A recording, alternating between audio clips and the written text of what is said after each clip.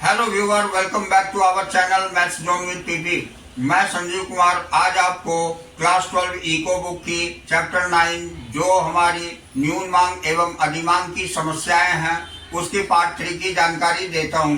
Part 1 और part 2 की जानकारी मैं डिस्क्रिप्शन में डाल दिया हूं, वहां जाकर के आप ले सकते हैं। तो आइए स्टार्ट होते हैं अब। तो आइए आज की क्लास में चैप्टर 9 इको की जो पार्ट 3 है हमारी, जो मौद्रिक नीति या मौद्रिक उपाय है जिसे हम मॉनेटरी पॉलिसी और मॉनेटरी मेजर्स कहते हैं। तो आइए हम स्टार्ट होते हैं। तो इसके अंतर्गत पहला पॉइंट है मौद्रिक नीति अर्थव्यवस्था में स्फीतिक और अविस्फीतिक अंतरालों को प्रबंधित करने की दृष्टि से बाजार में तरलता या साख के प्रवाह के नियंत्रण से संबंधित है। अब दूसरी है मौद्रिक नीति के घटकों और अर्थव्यवस्था में अधिमांग, जिसे हम स्फीतिक अंतराल और न्यून मांग को अविस्फीतिक अंतराल कहते हैं, की स्थितियों को ठीक करने के लिए इन घटकों के प्रयोग करने की विधि का हम पहले अध्याय चैप्टर 6 में वर्णन कर चुके हैं। यहाँ हम उस वर्णन का संक्षिप्त सारांश प्रस्तुत करते हैं जिससे कि अधिमांग और न्यून मांग की स्थितियों को ठीक करने के लिए मौद्रिक उपकरणों के प्रयोग की नीचे अलग से चर्चा की जा रही है। तो आइए इसकी डिटेल्स हम देखते हैं। तो यहाँ हमारी टॉपिक है अधिमांग की स्थिति को ठीक करने के लिए मौद्रिक उपकरणों का प्रयोग, जिसे हम application of monetary instruments to correct the situation of excess demand बोलते हैं। तो आइए इसकी डिटेल जानकारी हम लेते हैं। तो देखिए पहली पॉइंट, बैंक दर तथा रेपो दर आरबीआई द्वारा बढ़ा दिए जाते हैं और अनुवर्ती कार्रवाई के रूप में वाणिज्यिक बैंकों द्वारा ब्याज की बाजार दर को बढ़ा दिया जाता है। तो ऋण की लागत बढ़ती है, यह साख की मांग को कम करती है जिसके कारण अर्थव्यवस्था में उपभोग तथा निवेश व्यय में कटौती होती है। इसका निहितार्थ है समग्र मांग में कटौती होना, जो अधिमांग या स्फीतिक अंतराल को नियंत्रित करने के लिए वांछित है। अब हम दूसरी पॉइंट देखते हैं। विपरीत रेपो दर आरबीआई द्वारा बढ़ा दी जाती है। यह वाणिज्यिक बैंकों को अपने अतिरिक्त कोषों यानी सरप्लस फंड को आरबीआई के पास रखने के लिए प्रेरित करती है। तदनुसार साख के निर्माण के लिए सीआरआर जमाओं के रूप में कम कोषों का उपयोग किया जाता है। साख की उपलब्धता कम हो जाती है, इसके कारण समग्र मांग में कटौती होती है, यानी अधिमांग या स्फीतिक अंतराल नियंत्रित हो जाती है। अब तीसरी पॉइंट हम देखते हैं। तो तीसरी पॉइंट के अंतर्गत खुले बाजार की क्रियाओं की नीति का अनुसरण किया जाता है। आरबीआई द्वारा तरलता को सोखने यानी शोक के लिए तदनुसार वाणिज्यिक बैंकों के नगद कोष कम हो जाते हैं, जिसका निहितार्थ है उनकी साख निर्माण दक्षता में कटौती होना। जब साख की उपलब्धता कम हो जाती है तो समग्र मांग सिकुड़ जाती है। जब साख की उपलब्धता कम हो जाती है तो समग्र मांग सिकुड़ जाती है, अर्थात कम हो जाती है। तदनुसार अधिमांग ठीक हो जाती है। अब अगली पॉइंट है वाणिज्यिक बैंकों की साख निर्माण क्षमता को कम करने के लिए सीआरआर यानी नगद आरक्षित अनुपात को बढ़ाया जाता है। साख की कम उपलब्धता के कारण समग्र मांग कम हो जाती है, तदनुसार अधिमांग ठीक हो जाता है। अब अगली पॉइंट है एसएलआर, जिसे हम वैधानिक तरलता अनुपात कहते हैं। तो इसको भी बढ़ा दिया जाता है। यह वाणिज्यिक बैंकों के लिए अपने पास अधिक नगद कोष बनाए रखने के लिए चेतावनी संकेत होता है। सीआरआर कोषों के रूप में कम कोष आरबीआई के पास रखे जाते हैं। साख की पूर्ति कम हो जाती है और समग्र मांग कम हो जाती है, तो अधिमांग ठीक हो जाती है।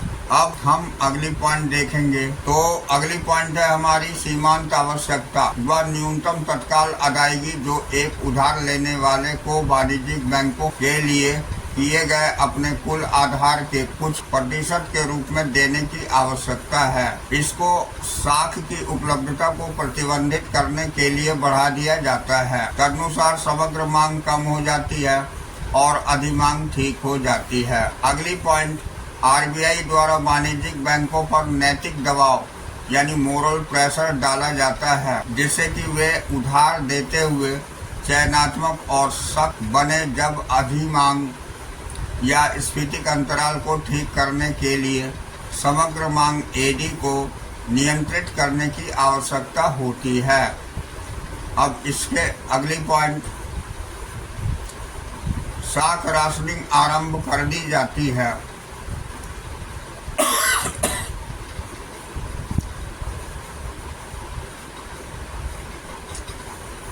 तो कहने का मतलब हो गया, जो अर्थव्यवस्था के विभिन्न क्षेत्रों के लिए साख सीमा निर्धारित करती है या साख की उपलब्धता को प्रतिबंधित करता है, तदनुसार समग्र मांग कम हो जाती है और अधिक मांग ठीक हो जाता है।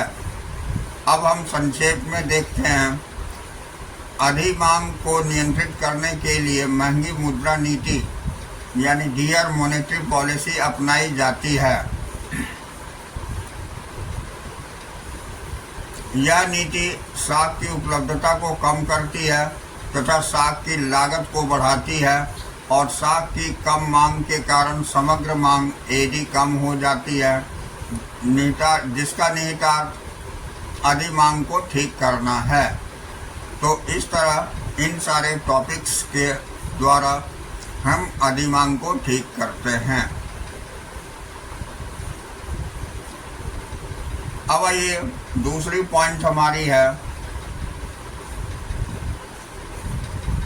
न्यून मांग की स्थिति को ठीक करने के लिए मौद्रिक उपकरणों का प्रयोग, यानी application of monetary instruments to correct the situations of deficient demand.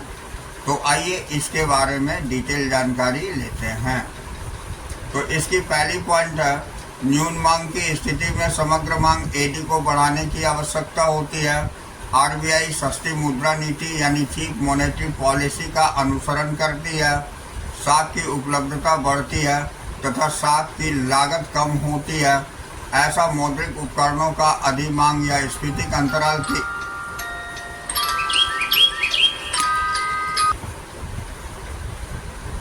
ऐसा मौद्रिक उपकरणों की अधिमांग या स्फीतिक अंतराल की स्थिति में प्रयोग के बिल्कुल विपरीत रूप से प्रयोग करके प्राप्त किया जाता है। अब दूसरी पॉइंट है, दोहराव से बचने के लिए हम यह कह सकते हैं कि न्यून मांग को ठीक करने के लिए आरबीआई द्वारा निम्नलिखित मौद्रिक क्रियाओं के माध्यम से साख की उपलब्धता को बढ़ाया जाता है तथा साख की लागत को कम किया जाता है। अब आइए हम देखते हैं कौन कौन से उपाय हैं। तो पहला पॉइंट है, बैंक दर या रेपो दर को कम किया जाता है, तदनुसार साख की लागत कम होती है और साख की उपलब्धता बढ़ती है। दूसरी पॉइंट है, विपरीत रेपो दर कम कर दी जाती है, जिससे वाणिज्यिक बैंक ब्याज आय सृजित करने के लिए आरबीआई के पास अपने कोष रखने के लिए प्रेरित नहीं होते। इसकी बजाय वे अपने कोष को साख के निर्माण के उपयोग करने के लिए प्रेरित होते हैं।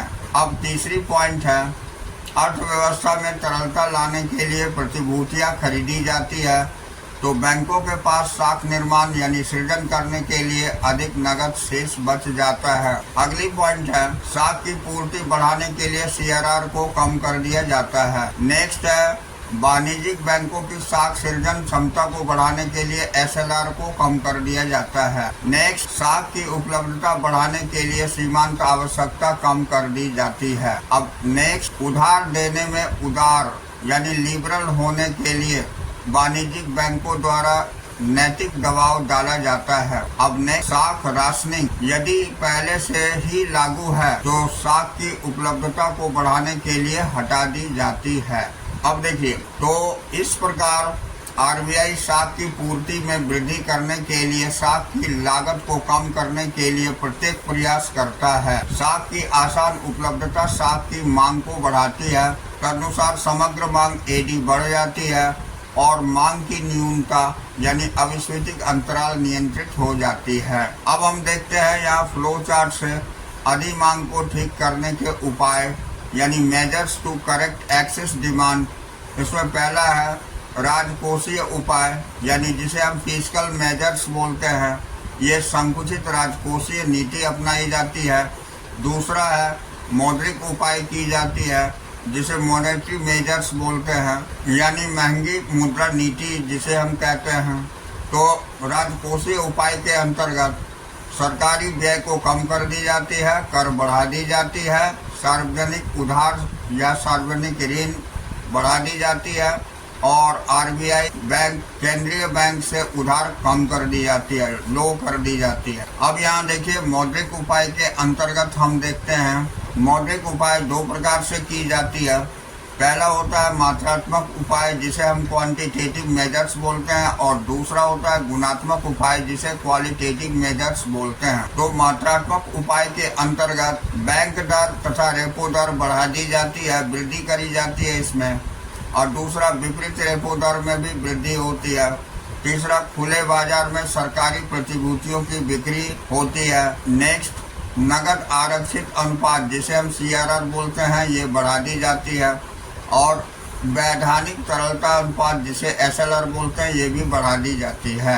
अब गुणात्मक उपाय क्या किए जाते हैं, तो इसमें सीमांत आवश्यकता को बढ़ा दी जाती है, चयनात्मक और सख्त उधार देने के लिए नैतिक दबाव बनाई जाती है और नेक्स्ट है साख राशनिंग का आरंभ हो जाता है। तो ये सारे आप फ्लो चार्ट से भी सारी स्कैनिंग कर सकते हैं जिससे कि आप इसकी जानकारी प्राप्त कर सकते हैं। तो आइए अब हम देख न्यून मांग को ठीक करने के उपाय जिसे measures to correct deficient demand बोलते हैं। तो आइए इसकी डिटेल जानकारी लेते हैं। तो इसमें राजकोषीय उपाय यानी फिस्कल मेजर्स जिसको हम विस्तारित राजकोषीय नीति भी बोलते हैं, तो इसके अंतर्गत क्या करी जाती है ये जानकारी देता हूँ। तो पहले सरकारी व्यय बढ़ा दी जाती है, कर जो है कम कर दी जाती है और सार्वजनिक उधार यानी सार्वजनिक ऋण ये भी कम कर दी जाती है। उसके बाद आरबीआई केंद्रीय बैंक से उधार को ग्रो कर दी जाती है यानी बढ़ा दी जाती है। अब मौद्रिक उपाय के अंतर्गत जिसे मॉनेटरी मेजर्स बोलते हैं यानी सस्ती मुद्रा नीति, तो आइए इसकी जानकारी लेते हैं।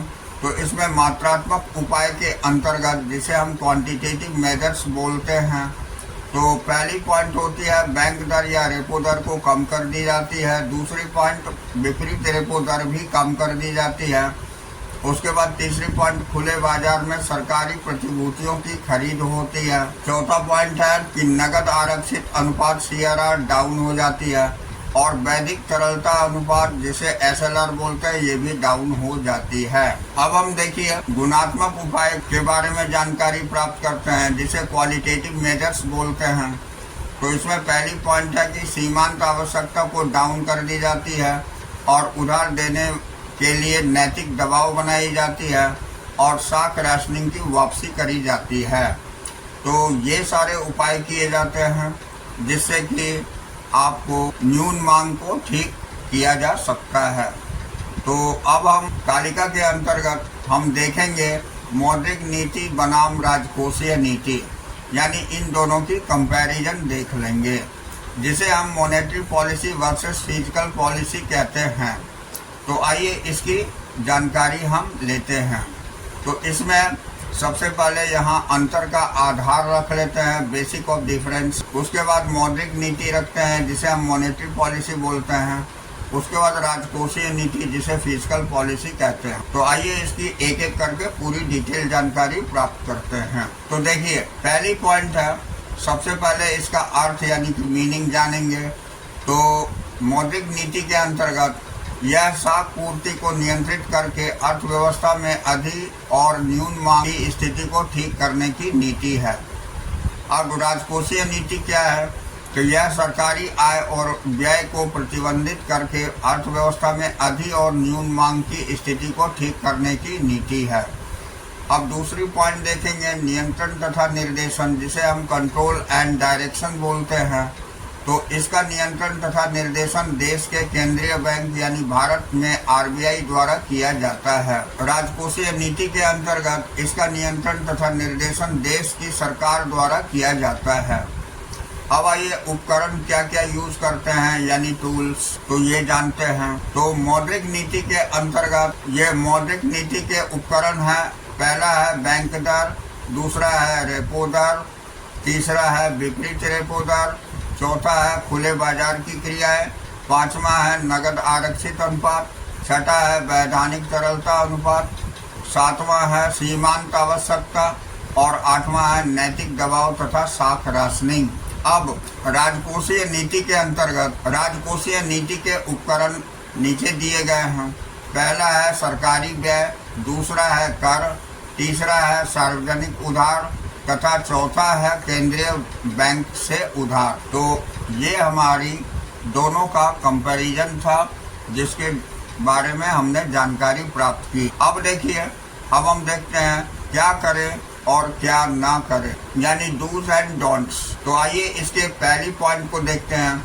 न्यून मांग तथा अविस्फीतिक अंतराल के कारण रोजगार का स्तर गिरता है, किंतु आप उससे उल्टा परिणाम न निकालें कि अधिक मांग तथा अविस्फीतिक अंतराल के कारण रोजगार की स्तर में वृद्धि होती है। आप इस तथ्य को भली भांति जानते हैं कि अविस्फीतिक अंतराल की उत्पत्ति केवल पूर्ण रोजगार की स्थिति के पश्चात ही अस्तित्व में आती है। अतः अधिक मांग तथा स्फीतिक अंतराल की स्थिति में रोजगार में वृद्धि का कोई प्रश्न ही नहीं उठता। अब दूसरी बात स्मरण रहे कि पहली उच्च जीडीपी समृद्धि तथा दूसरी मुद्रास्फीति की दर के बीच सदैव विरोध होती है। तो यदि मुद्रास्फीति की दर को रोकना होता है तो सीआरआर, एसएलआर तथा रेपो दर को अधिक रखना होगा, परंतु इस प्रचाल का उच्च स्तर होने से बाजार में साख की उपलब्धता कम हो जाती है और साख की कम उपलब्धता के कारण कम निवेश होता है और इस प्रकार जीडीपी समृद्धि निम्न होती है। तो ये हमारी थी हम क्या करें और क्या ना करें की जानकारी। अब हम आते हैं योग्यता खंड के अंतर्गत। तो आइए योग्यता खंड की भी जानकारी हम ले लेते हैं। तो इसमें पहली पॉइंट है सरकारी व्यय संतुलित जीडीपी को कैसे प्रभावित करता है, एक रेखा चित्रीय प्रस्तुतिकरण दी गई है। तो how government expenditure impacts equilibrium GDP A diagrammatic presentation है। तो आइए इसकी डिटेल जानकारी लेते हैं। तो देखिए, यहाँ पहली पॉइंट है हमारी, जब सरकार की भूमिका सामने आती है तब हम तीन क्षेत्रीय अर्थव्यवस्था पर ध्यान करते हैं। इसमें पहला होता है पारिवारिक क्षेत्र जिसे हाउस होल्ड सेक्टर बोलते हैं, दूसरा उत्पादक क्षेत्र जिसे प्रोड्यूसिंग सेक्टर बोलते हैं और तीसरा सरकारी क्षेत्र जिसे गवर्नमेंट सेक्टर बोलते हैं। ये शामिल होते हैं। अब इसके अनुसार अर्थव्यवस्था में कुल व्यय या समग्र मांगों के घटकों में पहला होता है उपभोग व्यय को सी से रिप्रेजेंट करी जाती है, दूसरा निजी निवेश व्यय को आई से तथा तीसरा सरकारी व्यय को जी से शामिल करेंगे। अब देखिए, हम देखते हैं एक तीन क्षेत्रीय अर्थव्यवस्था में संतुलित आय यानी जीडीपी। तो इसे हम equilibrium income GDP in three sector economy बोलते हैं। तो इसके बारे में डिटेल जानकारी लेते हैं। पहली पॉइंट है सरलता की दृष्टि से निजी निवेश व्यय की भांति सरकारी व्यय को हम स्थिर यानी कांस्टेंट मान लेते हैं। इसलिए एक फलन की भांति यानी कि सरकारी व्यय तथा क्षैतिज सरल रेखा हॉरिजॉन्टल स्ट्रेट लाइन द्वारा व्यक्त किया जाता है, जो कि चित्र में दिखाई गई है। चित्र 9.7 में तीन क्षेत्रीय अर्थव्यवस्था को संतुलित उत्पादन जीडीपी की व्याख्या करता है, जो हम नीचे देखते हैं। तो आइए नीचे इसकी जानकारी ले लें। तो आइए नीचे इसकी जानकारी ले लेते हैं। तो इसमें ग्राफ में जैसा कि हम देख रहे हैं कि एक्स एक्सिस पर हमारी वाई है जिसे हम इनकम या जीडीपी बोलते हैं और वाई एक्सिस पर हमारी CIGAD ये है। तो इसके अंतर्गत जब ग्राफ की रिप्रेजेंटेशन होती है तो हम जानते हैं कि y बराबर AS ये हमारी 45 डिग्री पर इंक्लाइंड होती है और ये जो दूसरी लाइन जाती है ये C+I की लाइन है जो L पॉइंट से जा रही है।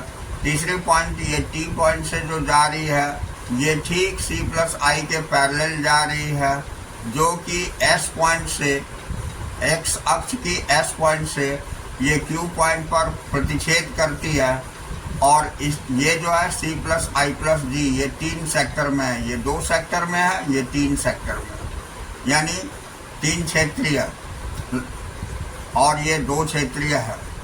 अब हम इसका अवलोकन देखते हैं। तो अवलोकन के अंतर्गत पहली पॉइंट है समग्र मांग AD में अब C, I और G शामिल है और दूसरा G को स्थिर मान लिया गया है तो LT है, ये LT, ये L और T। तो इसके अनुसार C plus I plus D समांतर है C प्लस I के, जो कि मैं पहले भी बताया हूँ। अब यहाँ पर C plus I plus D तथा C प्लस I के बीच खड़ा अंतर LT के बराबर है, जो सरकारी व्यय है, यही आपको सरकारी व्यय है।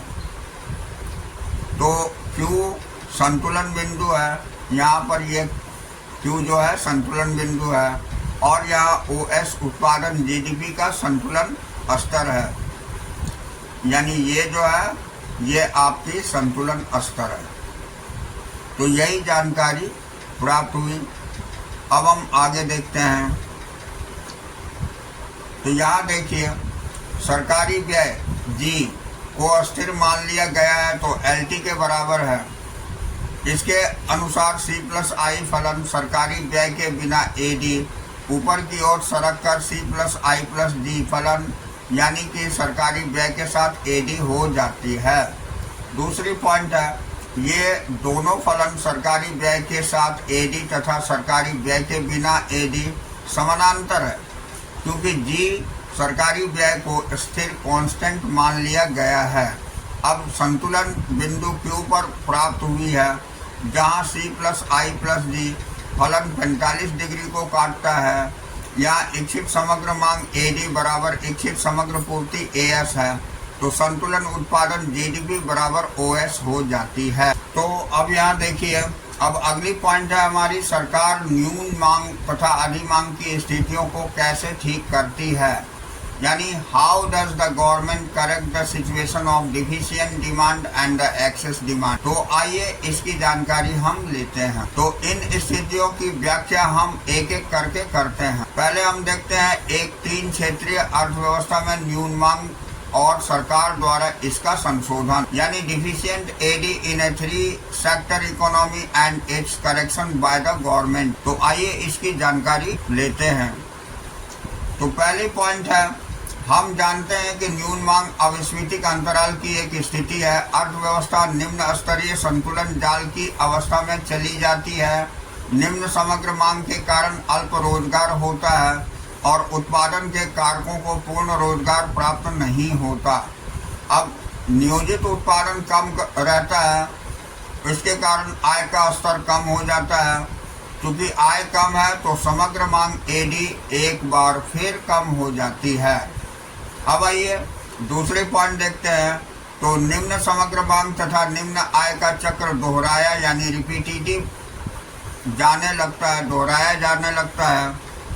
अब बाजार शक्तियों इन चक्र के दोहराव को समाप्त करने में असफल हो जाती है। अब सरकार अवश्य ही इसका समाधान करेगी। वह सरकारी व्यय में वृद्धि करके समग्र मांग के स्तर में वृद्धि करेगी। अब हम इसे चित्र 9.8 3 क्षेत्रीय अर्थव्यवस्था में न्यून मांग की स्थिति को प्रकट करता है। चित्र यह भी प्रकट करता है कि कैसे इस न्यून मांग की अतिरिक्त सरकारी व्यय, जिसे हम डेल्टा G बोलते हैं, द्वारा रोका जाता है। तो आइए इसका हम चित्रीय वर्णन देखते हैं।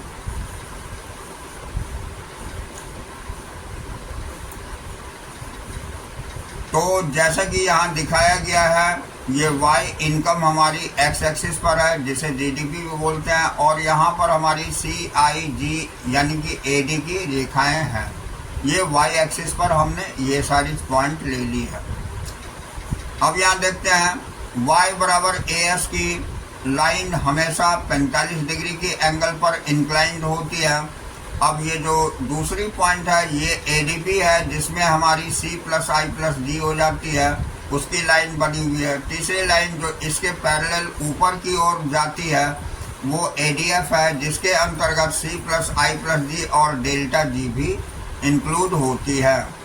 तो इन दोनों के बीच का अंतराल AB दिखाई गई है, तो इसे हम डेल्टा G और एडिशनल गवर्नमेंट एक्सपेंडिचर बोलते हैं। This is equal to deflationary gap, यही इसी को हम डिफ्लेशनरी गैप बोलते हैं। अब आइए अवलोकन में हम देख लेते हैं।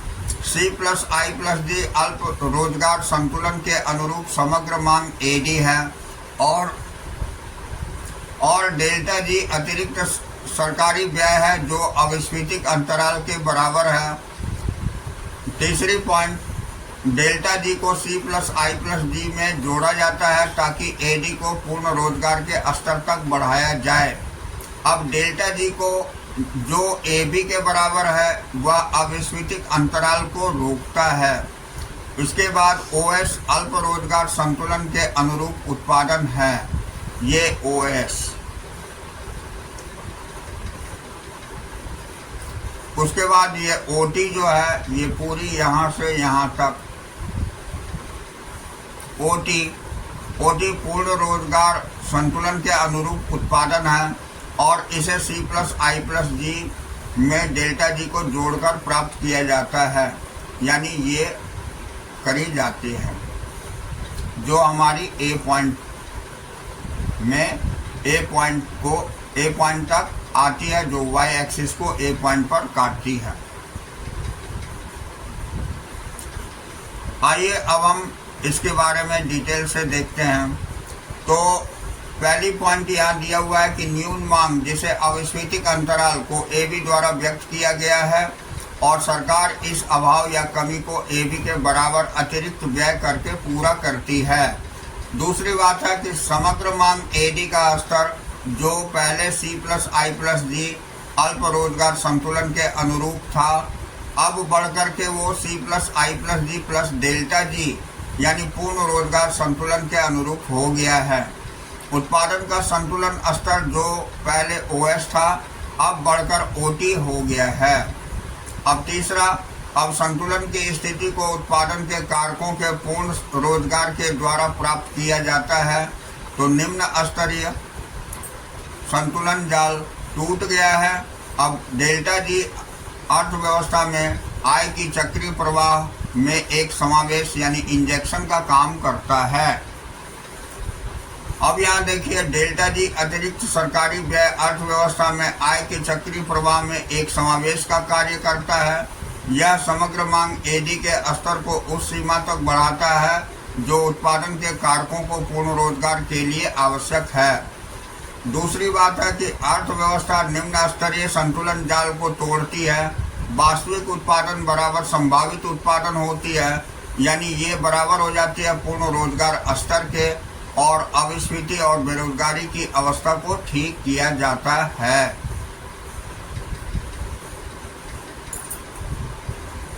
अब यहाँ देखिए, अब अगली पॉइंट है एक तीन क्षेत्रीय अर्थव्यवस्था में अधिमांग और सरकार द्वारा इसका संशोधन, यानी excess demand in 3 sector economy and it's correction by the government.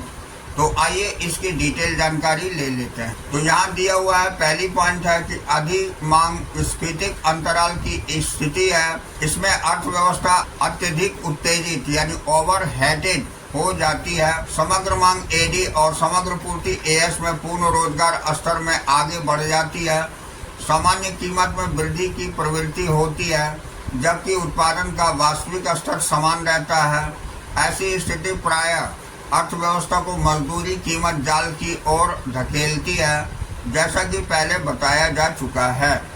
दूसरी पॉइंट होती है, बहुत अधिक AD को कम करने के लिए सरकारी हस्तक्षेप अनिवार्य हो जाता है, जिसे वह अपने व्यय में कमी करके करती है।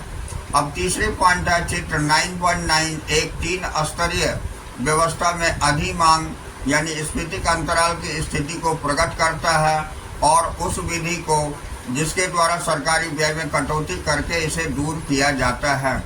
तो आइए इसका रेखा चित्रीय वर्णन देख लेते हैं। तो ये हमारी इस रेखा चित्र में वाई हमारी इनकम और जो एक्स एक्सिस पर ली गई है, और वाई एक्सिस पर सी आई जी जिसे एडी बोलते हैं, ये सारे पॉइंट्स ले लिए गए हैं। फिर इसके अंतर्गत हम देखते हैं वाई जो रेखा होती है जिसे एस बोलते हैं, ये 45 डिग्री पर इंक्लाइंड होती है, जहां दूसरी रेखा जो हमारी एडीएफ है इसके अंतर्गत सी प्लस आई प्लस जी प्लस डेल्टा जी होती है, जबकि इसी के समानांतर दूसरी रेखा जो ऊपर चली जाती है वो एडीपी सी प्लस आई प्लस जी हो जाती है। यहाँ पर आपको एबी पॉइंट्स जो है ये cut in government expenditure to correct excess demand दिखाई गई है। तो आइए इसका अवलोकन देख लेते हैं। तो पहली पॉइंट है एडीबी पूर्ण रोजगार के बाद की नियोजित समग्र मांग है, और ये एडीएफ पूर्ण रोजगार समग्र मांग को कहते हैं। ए भी अधिमांग है, ये एक्सेस डिमांड है। अब यहाँ पर माइनस डेल्टा जी सरकारी व्यय में कटौती या कमी जो ए भी अधिमांग के बराबर होती है। अब ओ एल यहाँ पूर्ण रोजगार संतुलन उत्पादन है, क्यू जहाँ पूर्ण रोजगार संतुलन बिंदु है, ये क्यू। अब यहाँ नोट में हम देखते हैं सी प्लस आई प्लस जी को समग्र मांग एडी के साथ जोड़ा जाता है, जो उसके पूर्ण रोजगार संतुलन जीडीपी के लिए आवश्यक स्तर से अधिक है। सरकारी व्यय में कटौती जो माइनस डेल्टा जी समग्र मांग के स्तर को सी प्लस आई प्लस जी माइनस डेल्टा जी तक कम कर देता है। यह वह स्तर है जो अर्थव्यवस्था में पूर्ण रोजगार संतुलन जीडीपी को पुनः प्राप्त करता है। ये अधिमांग दूर हो जाती है। तो इस तरह ग्राफ में हमने इसे देखा। अब आइए इसके बारे में थोड़ी सी और डिटेल्स जानते हैं। तो यहाँ देखिए पहली टॉपिक दी हुई है ओएल पूर्ण रोजगार संतुलन उत्पादन है। यह एडीएफ के अनुरूप है जो मांग का पूर्ण रोजगार स्तर है। हालांकि अर्थव्यवस्था में अधिमांग है जिसे एडीपी द्वारा प्रदर्शित किया जाता है। तो यहाँ देखिए अधिमांग बराबर एडीपी माइनस एडीएफ होती है, बराबर एबी होती है। अब नेक्स्ट पॉइंट है इस अधिमांग को दूर करने के लिए सरकार अपने व्यय में एबी की कमी करता है, और सरकारी व्यय में कमी को माइनस डेल्टा जी यानी एबी द्वारा दर्शाया गया है। परिणाम स्वरूप समग्र मांग के स्तर को एडीपी से नीचे एडीएफ तक लाया जाता है। अब अगली पॉइंट अर्थव्यवस्था को फिर से बिंदु क्यू पर लाया जाता है जो पूर्ण रोजगार संतुलन का बिंदु है। ये आर्थिक स्थिरता फिर से वापस लाई जाती है। अब हम देखते हैं अगली टॉपिक हमारी है निर्देशित तथा गैर निर्देशित राजकोषीय उपकरण, जिसे हम discretionary and non discretionary fiscal instruments बोलते हैं। तो आइए इसकी डिटेल जानकारी प्राप्त करते हैं। तो इसमें पहला पॉइंट है गैर निर्देशित राजकोषीय उपकरणों से अभिप्राय उन राजकोषीय उपकरणों से है जो स्वतः परिचालन शुरू कर देते हैं। इन्हें स्वचालित स्थिरक यानी ऑटो स्टेबलाइजर्स भी कहा जाता है। अब इसके विपरीत निर्देशित राजकोषीय उपकरण वे उपकरण हैं जिनका सरकार द्वारा आयोजन अधि और न्यून मांग की स्थितियों का सामना करने के लिए किया जाता है। अब विभिन्न निर्देशित उपकरणों की विस्तार से व्याख्या हम पहले ही कर चुके हैं। जहां तक गैर निर्देशित उपकरणों का प्रश्न है, कुछ उदाहरण इसके लिए उपयोगी सिद्ध होंगे। अगली पॉइंट हमारी है समग्र मांग एडी में वृद्धि स्वतः ही कर आय को बढ़ा देती है, और समग्र मांग एडी में कमी स्वतः ही कर आय को कम कर देती है। इसके अनुसार कराधान अर्थव्यवस्था में एक स्वचालित स्थिरक का कार्य करता है। जब अधिमांग का सामना किया जाता है तब यह समग्र मांग को कम कर देता है, और जब न्यून मांग का सामना किया जाता है तो यह समग्र मांग को बढ़ा देता है। अब अगली पॉइंट अनुदान तथा आर्थिक सहायता अर्थव्यवस्था में गैर निर्देशित राजकोषीय उपकरणों या स्वचालित स्थिरकों के अन्य उदाहरण हैं। अब नेक्स्ट पॉइंट है तेजी, जिसे बूम कहते हैं कि अवधि में जब अधिमांग का सामना करने की आवश्यकता होती है, अनुदान तथा आर्थिक सहायता अपने आप कम हो जाते हैं, जिसके कारण सरकारी व्यय में कटौती होती है और फिर समग्र मांग में कटौती होती है। इसके विपरीत मंदी यानी डिप्रेशन की अवधि में अनुदान तथा आर्थिक सहायता में बढ़ने की प्रवृत्ति होती है। इसका अर्थ है सरकारी व्यय में वृद्धि तथा इसलिए समग्र मांग में वृद्धि उसकी मंदी के समय न्यून मांग की सामना करने के लिए आवश्यक होती है। तो इस तरह चैप्टर 9 हमारी यहाँ फिनिश हो जाती है। अगले दिन फिर हम अगले चैप्टर के साथ मिलेंगे। तो that's all for today. We will meet again on the next class.